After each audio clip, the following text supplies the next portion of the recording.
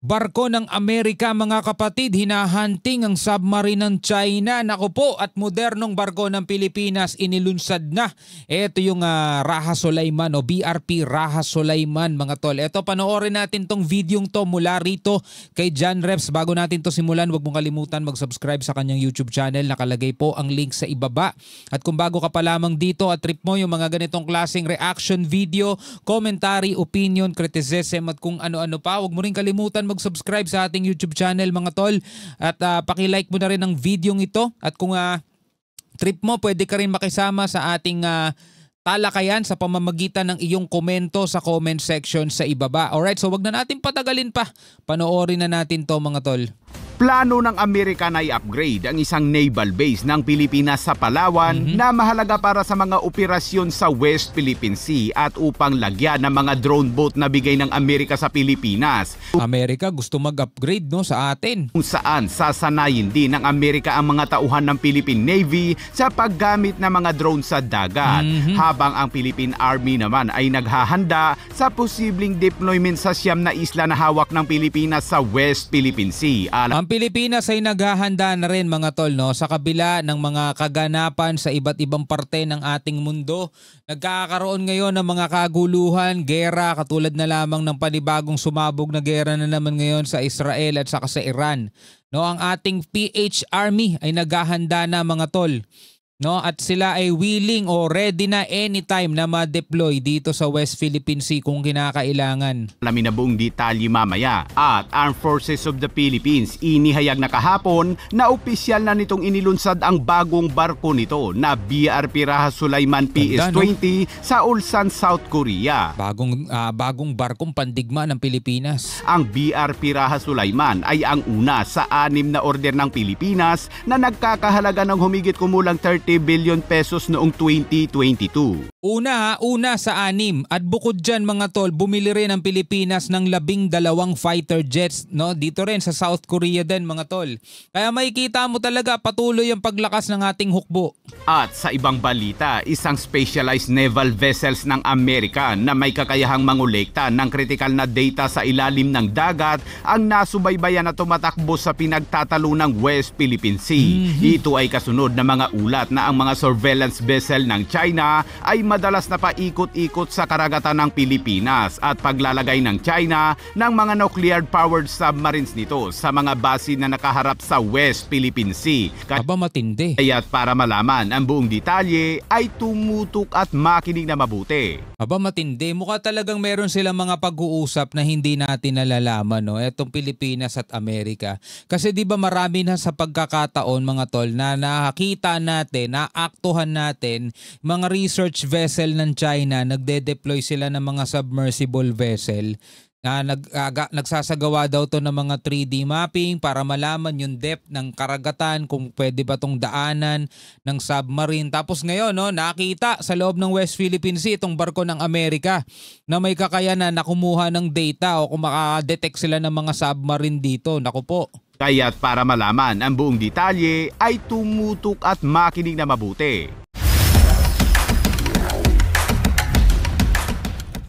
Matapos bisitahin ng Armed Forces of the Philippines ang mga isla na hawak ng Pilipinas sa Kalayaan Island Group kamakailan lamang, sinabi ng hepe ng Army kahapon na nakahanda ang Philippine Army na magtalaga ng mas maraming tauhan sa mga feature na okupado ng bansa sa Kalayaan Island Group sa West Philippine Sea. Sinabi ni Philippine Army Lieutenant General Roy Galido na ang Army ay maaari na ngayong mabilis na i-deploy at mag-operate sa iba't ibang terrain o sitwasyon, kaya't pwede na umano ang Army sa siyam na mga isla ng Pilipinas tulad ng Pag-asa Island, Parola Island, Ayungin Shoal, Lawak Island, Kota Island, Likas Island, Panata Island, Patag Island at Rizal Reef. Binigyang diin ng ito yung 9 features na okupado ng Pilipinas no dito sa West Philippine Sea. Hepe ng Army ang kahalagahan ng interoperability sa pangunahing sangay ng serbisyo habang lumilipat ang militar sa territorial defense. Dagdag pa ni Galido, ang interoperability pagdating sa maritime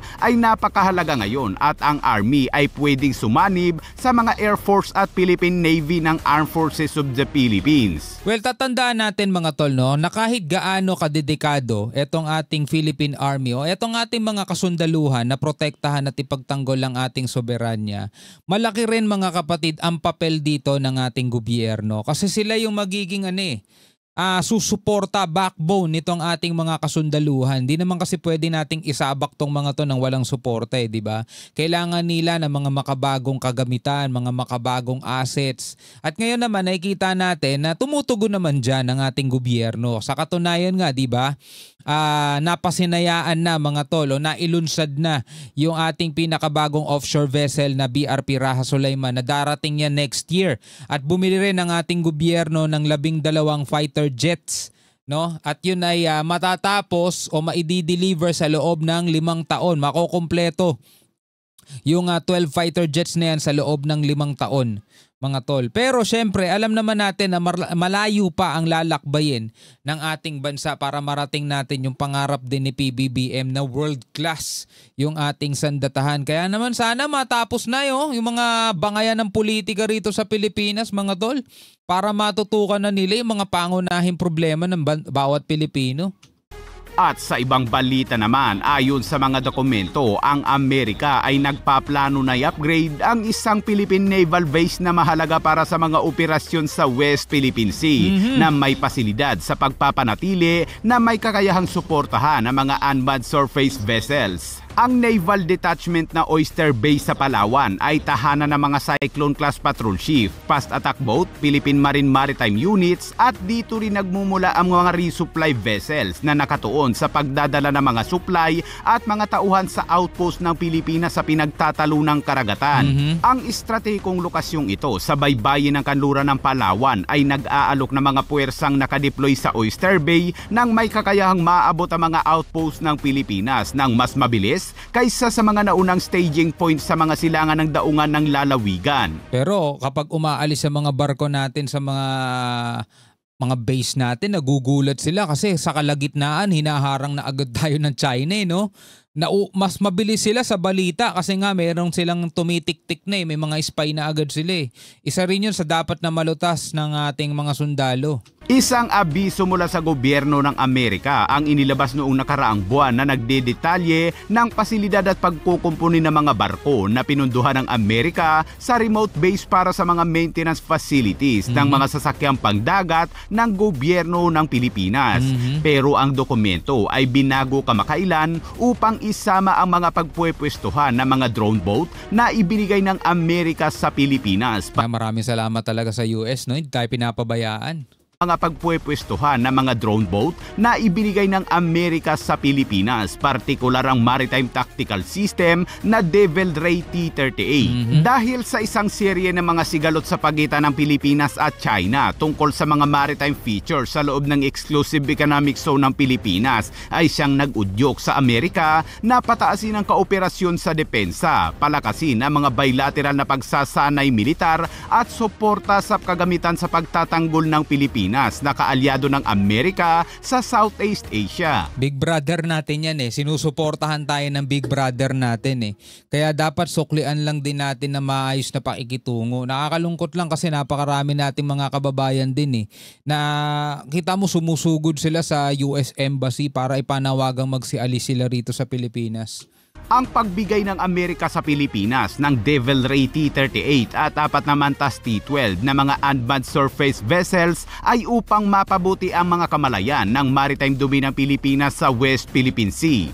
Binibigyang diin ng Philippine Navy ang paglipat ng mga drone boat na sinusuportahan ng isang forward deployed task force ng militar ng Amerika upang sanayin ang mga operator ng drone ng Pilipinas sa mga pagsisikap ng fleet modernization ng bansa. Inaasahan din ng Amerika na marami pang mga drone boat ang ipapadala ng Amerika sa Pilipinas upang gamitin ng Philippine Navy sa West Philippine Sea. Ang Joint Defense Industrial Base Vision ng Amerika at Pilipinas ay naglalayong suportahan ang mga industriya ng Pilipinas sa pagbuo ng self-reliance defense posture ng bansa.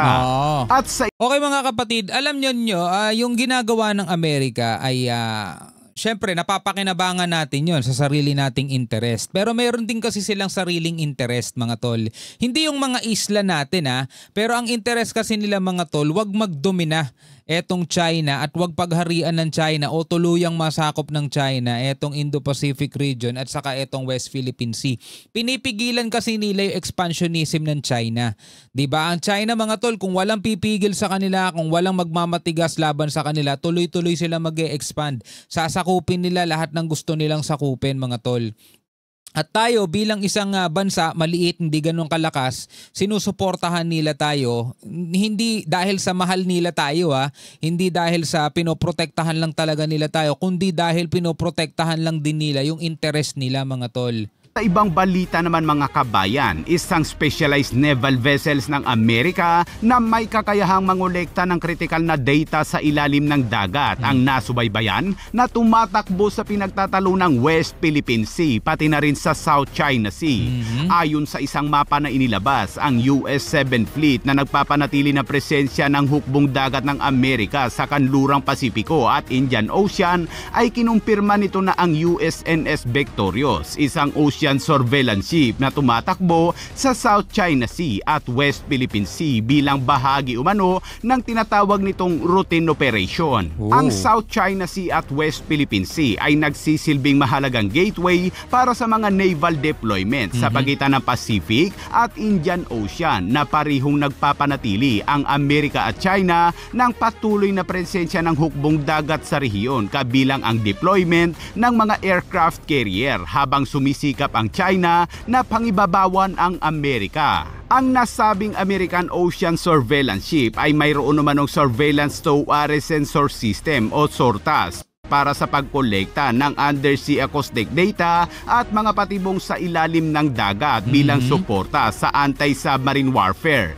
Ito ay dahil sa mga ulat na ang mga surveillance vessel umano ng China ay madalas na paikot-ikot sa mga karagatan ng Pilipinas at paglalagay ng China ng mga nuclear-powered submarines ito sa mga base na nakaharap sa West Philippine Sea na kinabibilangan umano ng underground facilities ng China na idinisenyo upang protektahan ng mga ito. Meron kasi talaga silang pinaghahandaan. Etong China, by 2027, di ba sabi nila kailangan hawak-hawak na nila o sakop na nila itong Taiwan. So ikinakalat na talaga nila yung kanilang puwersa. No, pasikreto rin din yan mga tol. Pasikreto lang nila ginagawa, tahimik nilang ginagawa. Para pag dumating na't naka-deploy na lahat yan, naka-position na lahat, saka bigla-biglang mag-a-atake ang mga yan. At dagdag na balita mga kabayan, inihayag ng Armed Forces of the Philippines kahapon na opisyal na nitong inilunsad ang BRP Raha Sulaiman PS-20 sa Ulsan, South Korea. Ang BRP Raha Sulaiman ay ang una sa 6 na OPVs o Offshore Patrol Vessels na in-order mula sa shipbuilder na HD Hyundai Heavy Industry na nagkakahalaga ng humigit kumulang 30 billion pesos noong 2022. Sinabi ng AFP na ang paglulunsad ng barko ay nagpapatibay sa dedikasyon nito sa pambansang soberanya at modernisasyon ng depensa. Ang paglunsad ay isang tradisyon ng hukbong dagat kung saan ang barko ay inilipat sa unang pagkakataon sa tubig pagkatapos ang konstruksyon. Dumalo sa mga kumbaga parang ano yun mga tol, launch, paglo-launch. Ikita natin yun yung mula doon sa pagawaan, biglang ibababa nila yung barko doon sa karagatan. Niya sina AFP Chief of Staff. Yun yung ginawa ng North Korea tas tumaob yung warship nila. Paano ba naman? Kinargahan agad nila ng kung ano-anong mga armas Pinuno agad nila di ang bigat na nun. General Romeo Browner at HDHHI Chief Operating Officer at Senior Executive Vice President Jo Won-ho. Binigyang diin ito ang matibay na pagtutulungan ng Pilipinas at South Korea sa pagsusulong sa maritime security at self-reliance defense capabilities. Binigyang diin ni Browner ang estratehikong kahalagahan ng paglulunsad ng BRP Raha Sulaiman at binibigyang diin ang papel nito sa pagsusulong sa maritime defense ng bansa. Nasa ano pa yan nasa South Korea pa yan kasi dadaan pa yan sa maraming water test, sa mga marami pang pagsusulit, mga pagsusubok bago nila tuluyang i-deliver sa Pilipinas para ma-test nila kung may mga depekto, kung may mga sira na kailangan ayusin para talaga makita nila yung quality at kalidad para hindi naman nakakahiya sa atin, di ba? Mahal-mahal ng bili natin dyan Dagdag pa niya ang paglulunsad ng unang offshore patrol vessels na BRP Raha Sulaiman ay hindi lamang paglalahad ng isang bagong barko. Ito anya ay isang matapang na deklarasyon ng ating pangako sa maritime security at pagtatanggol sa ating soberanya. Ipinangalan ang bagong barko kay Raha Sulaiman, isang walang takot na katutubong pinuno na nanindigan laban sa dayuhang pananakop noong pre-colonial na mga panahon. Ang BRP Raha Sulaiman ay isang modernong sagisag ng katatagan, katapangan at hindi sumusukong diwa ng kalayaan ng sambayanang Pilipino. Nice mga kapatid. Na nga, nakita natin ang kauna-unahan sa Sulaiman class mga kapatid. Marami pa yan, 6 yan eh. So, ito yung unang-unang barko natin. Darating yan sa darating yan next year. Ito yung una doon sa 6 na barko na binili ng Pilipinas sa kontratang 30 billion ba? Basta ganun ang halaga. Bukod dun sa 12 fighter jets pa na binili rin ng Pilipinas sa South Korea. So dito makikita mo talaga pagsisikap ng ating pamahalaan ngayon para mapalakas ang ating hukbo. At ang panawagan nga ng PCG dyan, sana sundan ng susunod sa PBBM yung ganitong klaseng hakbang. At wag nilang isusuko sa mga dayuhan itong ating soberanya. Ngayon, bilang isang Pilipino, ano masasabi mo dyan? Comment ka na lamang sa ibaba. Hanggang sa muli, ako nga pala si Shobal D. Peace out.